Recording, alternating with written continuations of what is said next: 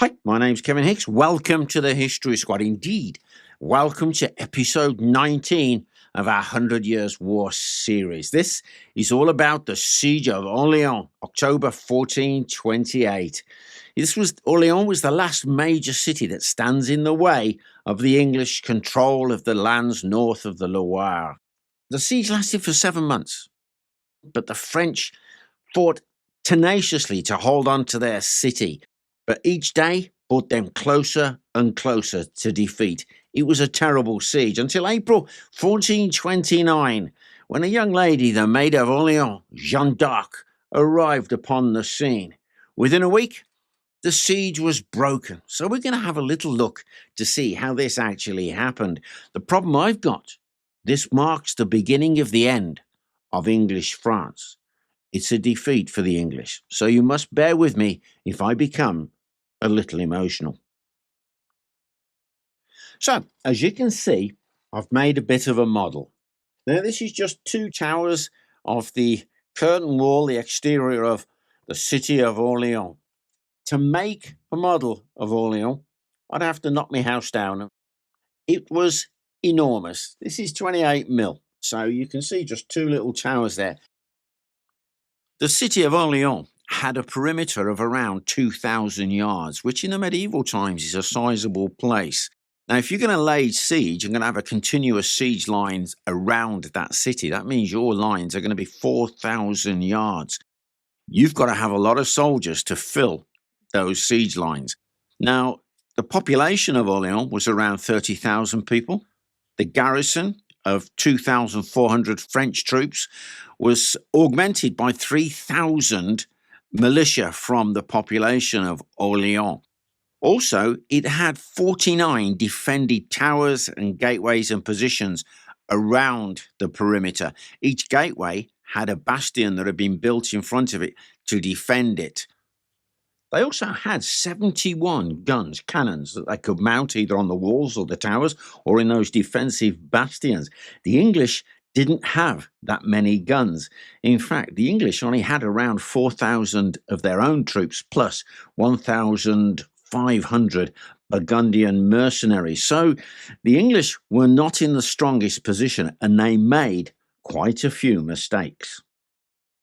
Now, it was vitally important to the English. If they could take Orléans, they are now clear across to get into the northern part of France they could capture. But in order to get into Orléans, you had to come across the main bridge, the main thoroughfare. And that in itself was well over 300 meters long. So this enormous bridge that crosses the Loire is fast flowing, it's quite deep, and of course I couldn't make a model for it. So I've drawn it for you. So let's have a look. So what we have at the entrance to the city at the beginning of the bridge is the Châtelet Citadel. It has a double drawbridge. So to get in there, you've got to get across those drawbridges. But what I find interesting here, because this river is so fast flowing, you've got water mills. Now, there are over 20 arches to this bridge. And as you come further along, yes, you have one of the water mills. You can see, built on an island here, this is the hostel and chapel of Saint Antoine. But what they did is they turned it into a bastille, a fortified position. So this is quite serious. If you're going to attack down the bridge, you've got to capture all of this. Then as you move along, you see here, before the siege, part of the bridge collapsed, an arch simply collapsed, and they repaired it with wood. And as you move along, here we have the defended boulevard, a street that's been turned into a fortress. It's called La Belle Croix, but just in front of it, you can see that the bridge, the arch of the bridge, has been collapsed, and that was done on purpose as the French retreated back along the bridge. So as you can see, this diagram is quite large. So we're going to do it in two halves. This is the half that was held by the French during the siege, and we're now going to put up the half of the bridge that was captured by the English. So bear with me. So what we've done, we've added the other end of the bridge, which is captured by the English, and we start with the collapsed archway here with La Belle Croix. So that's what the French have done, and we move along and shows you that the English demolished a further 2 arches. And at first I thought, why have they done that? But perhaps it was to make sure that the French could not rally and attack them across the bridge. So as you move forward, you'll see you go across another one of those arches. It's been defended. But then you have an enormous castle called the Castle Littoral. This was a fortress in its own right. It's quite something. It has its own drawbridge on the opposite side to the city, which connects it to the Boulevard Turel, this fortified street and little town complex. You can see all of the crenellations, the castellations, and at the far end on the land, you have the ruined church, convent, and cloister of the Augustines there. This has been fortified. It's known as the fortified Bastille. So this is quite a bridge, isn't it? You've got little townships, little neighborhoods, and an enormous castle. So let's see what happens with the Siege of Orléans. When it comes to this Siege of Orléans, the English commanders are often kind of forgotten, politely put to one side. Let's face it, you don't want to remember the losers, do you? But these guys, these men, were brave men, and some of them paid their failure with their lives. You take the overall commander, the Earl of Salisbury. What a soldier! What a commander! He, in fact, was said to be the greatest warrior the English had since the death of Henry V. Then you had the Earl of Suffolk. Now, he was of the merchant class, apparently, from Hull, and he was often reminded of his humble beginnings by his fellow nobility. He was also dogged with bad luck. He was a bit of a failure. Now, he was supported by Sir John Fastolf. He was a soldier and a half, greatly respected by the French. In fact, at the Battle of Vernay, he captured the Duke of Alençon. Then you had Lord Talbot, a fantastic English soldier who was still fighting way into his, I think, 50 years of combat. Then you got Sir Thomas Scales. Now, Lord Talbot and Scales were actually sent by the Duke of Bedford to support the Earl of Suffolk in command.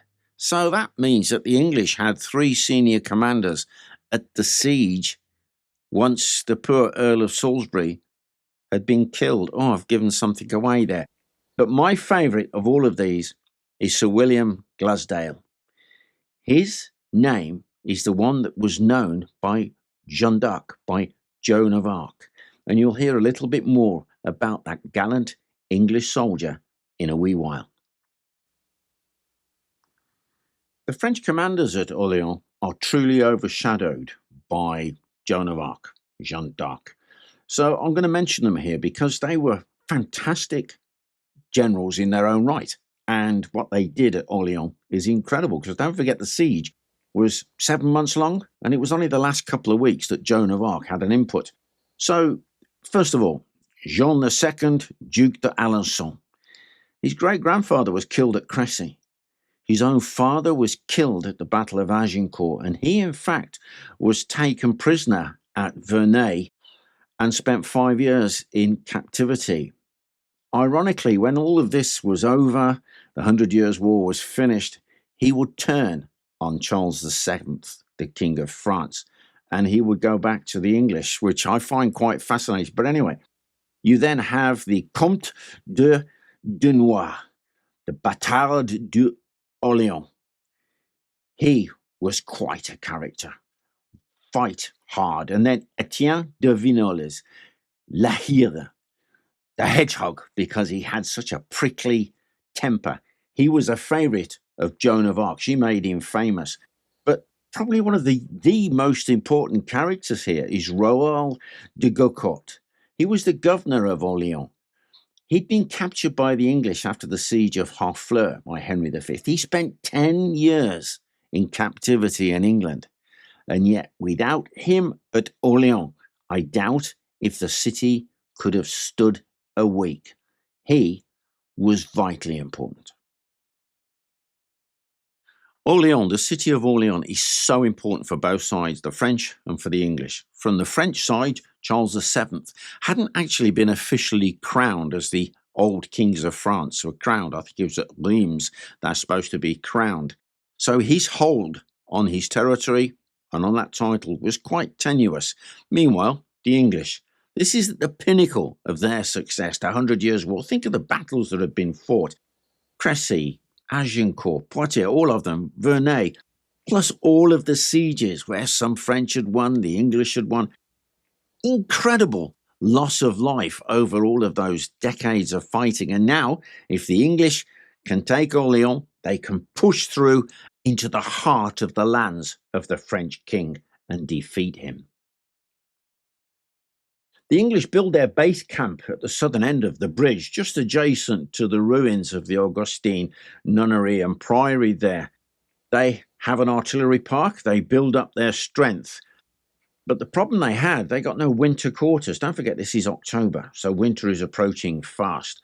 The French, under Raoul de Gaucourt, great French commander, had demolished all the churches and houses on the outside of the walls of Orléans. They'd even had permission from the French king to do so. So the English got to go out, they've got to make quarters for the winter time. But when they return, 17th of October, the English guns, the artillery, begin to fire onto Tourelle. The Earl of Salisbury is eager now for a quick victory. So there will be an assault on the Bastille and hopefully then onto the fortress of Tourelle. But the French make a stand. They charge. And this is where the English are at a disadvantage because Raoul de Gaucourt has got the French women from the town to bring supplies, bring food, bring wine, take care of the wounded. So can you imagine that as a French soldier? You're going against the accursed English. You're still scared of them. The English give up that cry, St. George, terror for the French. But then a woman grabs you by the shoulder, mops up the blood from your cut forehead, gives you a good slug of wine and says, "Go back in, monsieur," and in the French go. And the English are held and defeated. 240 English die for 200 French. These are bloody engagements, aren't they? Terrible, terrible. But the English, they bring up more guns, they fire more cannons into La Tourelle. Meanwhile, whilst rallying the French women from the town to bring victuals to the fighting troops, Raoul de Gaucourt has fallen from his horse and broken his arm. The English bring up more and more guns. The French retreat from the Bastille of La Tourelle into the fortress, which means now that the English can bring guns closer and closer, and the French realize they cannot hold the fortress La Tourelle. So they simply retreat back across the bridge. They take down some of the archers so the English can't follow them, and they go further back, some into the city of Orléans, others to hold the northern end of the bridge. So in fact, this great bridge that goes across the River Loire, half of it is held by the English and half of it is held by the French. In fact, if you break that up even better, a third of it is held by the English, a third of it is held by the French, and the bit in between, no man's land. So it was overnight, the 28th and 29th of October, that the French had withdrawn from the fortress Tourelle and demolishing those bridges as they went. The next morning, the English now have control of the fortress. That means they can look down over the walls of Orléans. But they're not just going to stick their heads up because the French will shoot at them. So they wait for the gunners to go for their lunch. I love this. They could see them. And then the Earl of Salisbury, together with his great commanders, is right up on the battlements there, and he can see Orléans, his prey. Meanwhile, a young lad, apparently the son of one of the gunners, comes up, tidying up no doubt, and he's in the tower Tour Notre Dame. He knows the gun is loaded. He knows exactly where it's aimed. His father has shown him. He sees the commanders up there and simply touches the gun off. Kaboom! The Earl of Salisbury hears the shot, drops down below the parapet. The cannonball or the gunstone strikes a window nearby, so I've read, and dislodges an iron bar, which hits the Earl in the face, removing half of his face. He will die from his injury some days later. We have lost our brave English commander. So our great commander, the Earl of Salisbury, is dead, and we now have William de la Pole, Earl of Suffolk, in overall command of the siege. He changes tactics. It will no longer be a full-on assault. He is far more cautious. It's going to be a prolonged siege. He's going to starve out the population of Orléans. The problem is, though, he can't surround Orléans. So he builds bastions, 4 or 5 of them out to the west, because that will block the advance of reinforcements, which will come in a different direction anyway, because they will come down from the north, down through the forest. He also has an isolated bastion to the east, just off the banks of the Loire River, the Saint-Loup bastion. It really is quite isolated. That's where there should have been a chain across the river and more reinforcements. So this whole plan of the English laying siege and starving out the population of Orléans, it's flawed from the very beginning. You've got to be able to invest a siege, completely surround the town you are besieging. And if you can't, then they can bring supplies in, reinforcements, spies can come and go. And the English had a problem as well, because the French had more cannons, don't forget. And the French weren't going to sit idly by and let the English dig in all the way around. They attack many of the English strongholds, their bastions. In turn, the English attack some of the gates and fail. There is a lot of bloodshed here. It's not just a miserable siege. But 7 months later, April 1429, the English Burgundian allies, their mercenaries, leave. They simply march away. So the English now are slightly under strength. The French are getting more and more people in. And then the French come up with a relieving army. But this army says, how are we going to get more supplies in? We need bulk supplies. And right under the nose of the English at their bastion of Saint-Loup on the eastern side, the French bypass it, come to the town, and then bring barges from the town up the Loire, past the English fortified position at Saint-Loup, which was under strength, fill them full of supplies, sail them down, and they do the same the next day. They also bring in supplies and reinforcements. And this is where we have a new player upon the stage. This is where Joan of Arc makes her first appearance. And this is interesting, isn't it? Because you read those books and Joan d'Arc, Maid of Orléans. But Orléans had stood on its own for those 7 months. And the brave people and the brave defenders of Orléans, they deserve that mention I've given them. But what happens next? Wow.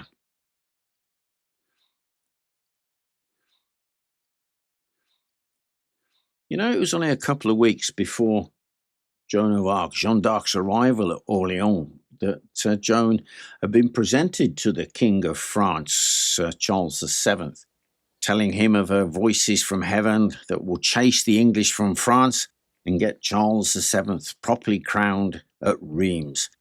She was interrogated and examined, and it was believed that her voices were true. So she was armoured up, given a banner. It's interesting, she appears to have been good horseman or horsewoman and quite skilled at arms with the lance and with the sword. But when she's fully armoured up and ready, 27th of April, 1429, she sends a letter to the English. Abandon the siege. Can you imagine the response of the English? Abandon the siege. Who's Joan of Arc? Because the English didn't actually know who she was. Hollywood can paint a different picture. The English, huh? Now, on the 30th of April, La Hire, the hedgehog, this fiery character, rallies the the town's militia and they attack the Boulevard Saint-Pierre in the west, the English position, and it fails. Now, each time I say, and it fails, men die. It's barbaric, isn't it? They attack, they're repulsed, those poor men.